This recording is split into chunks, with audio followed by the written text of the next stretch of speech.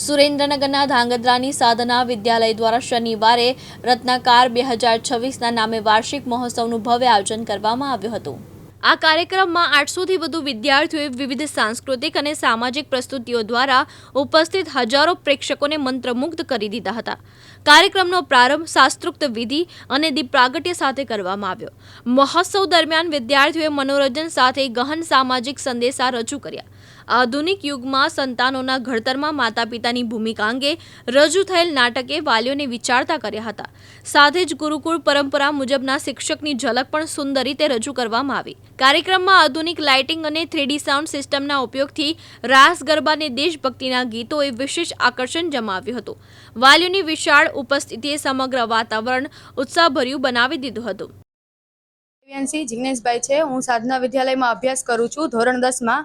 અમારા સ્કૂલમાં દર વર્ષે સાંસ્કૃતિક કાર્યક્રમનું આયોજન કરવામાં આવે છે। તેવી જ રીતે આ વર્ષે પણ રત્નાકર વાર્ષિકોત્સવ 2026નું આયોજન કરવામાં આવ્યું। દર વર્ષે આવી રીતના આયોજન કરવામાં આવે છે। આમાં LKGથી માંડીને ધોરણ 12ના વિદ્યાર્થીઓ ભાગ લે છે અને હું એવી શુભેચ્છા પાઠવું છું કે દર વર્ષે આવી રીતના કાર્યક્રમનું આયોજન કરવામાં આવે।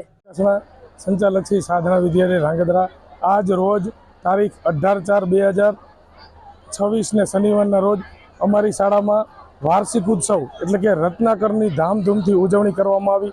તેમાં KGથી 12 સાયન્સ સુધીમાં અભ્યાસ કરતા લગભગ 800 જેટલા વિદ્યાર્થીઓએ ભાગ લીધો।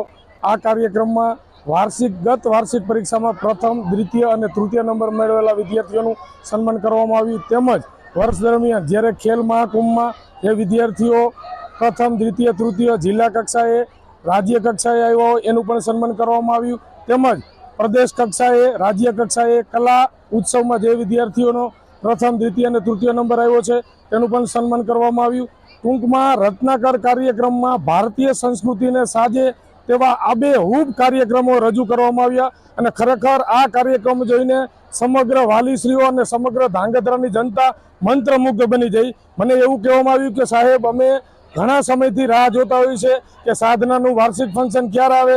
ખરેખર આજે આ બધા વાલીઓનો એટલો બધો સાથ સહકાર મળ્યો અને ધાંગધ્રાનો ખૂબ પ્રેમ મળ્યો છે અને મળતો રહેશે એવી આશા સાથે હું અસ્તુ।